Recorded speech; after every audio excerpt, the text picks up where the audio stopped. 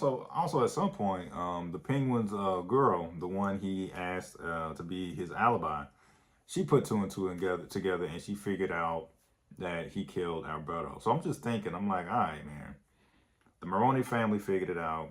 Your girl figured it out. I'm like, how long until perhaps the Falcones also figured this out as well? At some point, we see like a little snippet on the news, and it's like, ever since the Riddler was doing his thing, crime has went up 42% in Gotham, and I'm like, yeah, I understand this is a spin-off and all, but crime has been raising and stuff like that. Where is the Batman with when all this is going on?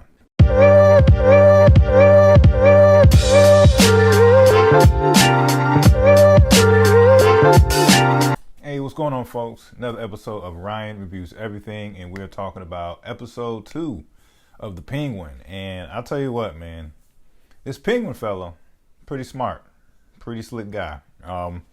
The episode starts off with what I thought initially was some type of a flashback. We see Sofia Falcone being called to like, I guess, the little place where you have visitors or whatnot, and she goes to talk to her brother Alberto, which clearly is why you would think it's a flashback. And they're talking through the glass or whatnot over the phone. He puts his hand up to the glass, and she noticed that Pinky is missing. So she's feeling alarmed, wondering what's going on. And before you know it, Alberto gets shot in the back. So this actually was not a flashback, but some type of a nightmare she had. And she wakes up, and next thing you know, she has to be calmed down by her therapist, Doctor. I think his name is Fish, but I'll put in the comments. But nevertheless, a very familiar face. He's been in a lot of stuff. I feel like he's came a long way. But the therapist did give me some type of creepy vibes, like he sleeps with his patients type of a vibe. Like he was consoling her, and then towards the end of it, when she was being calmed down, it looked like they've been intimate before. I might be reaching. That's just me. Afterwards, we definitely see Sal Maroni, who's in prison. Gets a visit from the Penguin, and Sal is not alone. He has like a good portion of his crime family in this visitors area of the prison. And clearly the Maroni family they're smart enough to realize what the Penguin is doing, and they call him out on it. It's like, yeah, we know you really killed Alberto Falcone. You're trying to pin it on us so we could go against the Falcone family. We clocked your stuff. So instead of them inflicting some type of harm or anything like that on the Penguin still has like this gift of gab for how he's built. Has a gift of gab, and it's like letting them know, hey man, look, we could work together. You could just follow through and pretend that you killed Alberto, and I'll be your inside man. I got here's where the drop is gonna be for the drug shipment. Y'all could come through still. Like this whole thing is just in cahoots or whatnot. The day of this particular heist that the Penguin and the Maroni family set up. Well, the evening, I should say. The evening of this heist, everything was going as planned, except at the last minute, Penguin's boss, Vitti, I believe his last name is telling him, now you got to get on that van with the drugs. So now he is going to be in harm's way when the heist happens. A lot of action in this episode, and we definitely see that the Penguin barely escapes, or he. He gets away, not gets away, but he's almost injured in this heist because he's in the truck that is supposed to be the target. He gets away, goes ahead and still is tight with the Maroni family. In the process, was able to pretend as if he's still on. He's just doing a great job of playing both sides of the fence. Still pretending as if he's on the Falcone side. Sofia's bodyguard, for example, almost gets killed, and just in a snap second, the Penguin takes out one of the Maroni's men, just to try to play both sides of the fence, So yeah, the drug transfer goes bad. Therefore, Sal Maroni, got the drop and stole the drop for the Falcone family, all thanks to the Penguin. And clearly, Now the Falcones are getting upset, and they're fully aware that there's a mole in their crew, some type of inside man, and now they're just spending the rest of this episode trying to figure it out. And this is the golden opportunity for the Penguin just to continue just to take out some of Falcone's men one by one, in a sense. Like, he really wants to get Vitti out of here. And I think at one point in the episode, he even goes to tries to show Luca.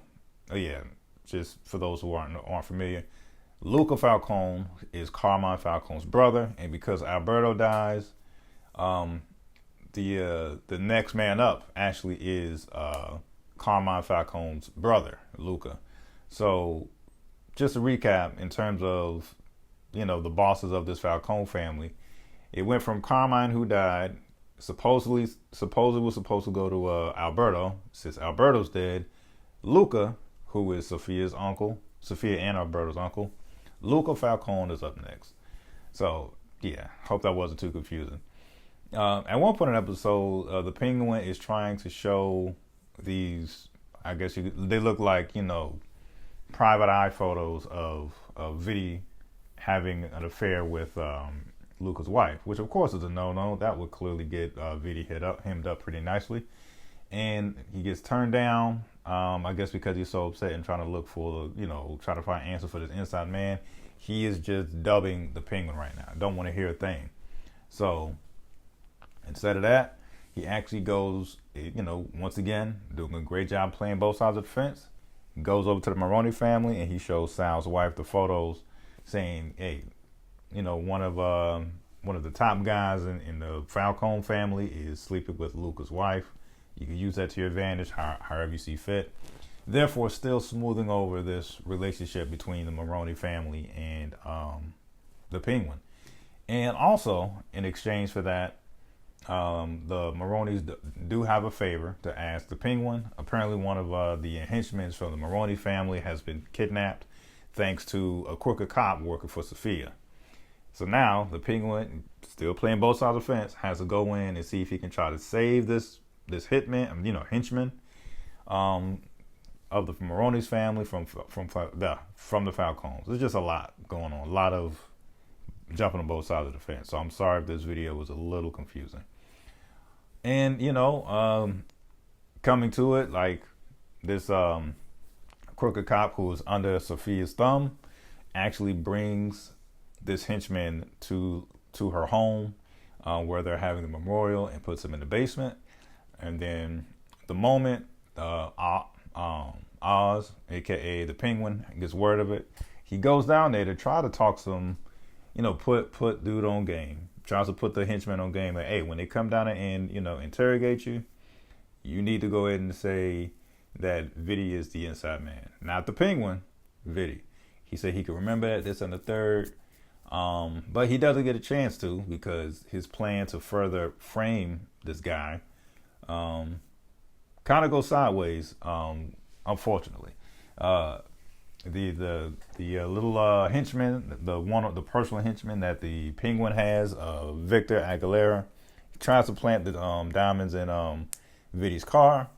Unfortunately, he gets spotted and he can't do it. So he calls the Penguin just in time so the Penguin can go to a plan B. Plan B is, hey, I can't let myself be outed. He messes around and he kills the Maroni henchman before the Falcones have any time to torture and interrogate the guy, therefore covering his own behind. So it's just a lot going on, man. And just when you think how shady the Penguin is, you still kind of see the soft side of him. He's still trying to, of course, all people should have some type of soft spot for your mom, or most people. And he goes and is still trying to care for his mom, who is having dementia issues, getting worse and worse. So he wants to spend time and dance with her and so forth. So yeah, man, this episode was dope. I did like how once they found out this henchman was killed, they take everybody in the room, and the Penguin, being so slick, purposely causes a confrontation with Vitti. And in the mix-up, I would have only assumed, well, I guess that wouldn't work. In the mix-up, he ends up planting the knife that he used to kill the the henchman into one of Sofia's bodyguards' pocket instead, and he is killed on the spot, not by Sofia but by Luca, which Sofia also took offense to. That's one thing I also see as well. I definitely see, we definitely see how this is unfolding. We definitely see that Sofia is, I guess she plans on trying to take over the family business. And we see towards the end, she actually teams up with the Penguin, tells him about it, like how all these aspiring dreams that she has to be the next big thing in Gotham in terms of the crime or whatever, and wants the Penguin to join forces with him. And of course, to keep his cover, the Penguin is saying yes. So the Penguin is he's really puppeteering everything out here, from rubbing elbows with the Maroni family, from now being cool with Sofia, still looking like this, hardworking middleman guy for the Falcones. He's doing a great job, as if this is an episode of like Traitors. If you haven't seen that show, it's a great competition reality show thing. But he's doing his Traitors. He's in his Traitors bag heavy. The Penguin is. I understand this is the spinoff and all that type of stuff. One of the things that I can't help but cross my mind is like, all right, where's the Batman in all this? And one of the main things that happened in this episode that made me think about that, at some point we see like a little snippet on the news, and it's like, ever since the Riddler was doing his thing, crime has went up 42% in Gotham. And I'm like, yeah, I understand this is a spinoff and all, but crime has been raising and stuff like that. Where is the Batman when all this is going on? So who knows, man? Maybe we'll see him at some point, or maybe not. Because I do remember in The Batman that came out a couple years ago, it had me laughing. It was really showing how the city has so much crime that the Batman can do only but so much. That's one of the narratives I remember in the opening monologue of the Batman movie. Nevertheless, man, I think this is dope. It goes without saying that Colin Farrell is killing his role as the Penguin. I'm loving it. Also, I love the fact that we are using rated R language in this DC spinoff Penguin. Like, some of these things shouldn't be afraid to get rated R. We're hearing F-bombs here and there. You have type of like somewhat sexual content here and there, or at least being implied here and there. So yeah, some things in the comic book universe should just go ahead and just get the rated R rating, or whatever rating that's necessary, where you can drop F-bombs and really get your feelings out. And that's one thing I'm appreciating about this series as well. That's my opinion. Let me know your thoughts. Also, I should have said this as a disclaimer, so maybe I'll put this part at the beginning. Look, I'm not some, true devout comic book nerd like that. Yes, I am a comic book fan to some degree, but I'm not familiar with the Penguin spinoff if anyone has read the comic book. So please go easy on me if you come across this video and you feel like you want to bash me because I said something wrong, based on the Penguin spinoff on Max versus what's maybe truly in the comic book spinoff for the Penguin. But nevertheless, man, love it or hate it, that's my opinion.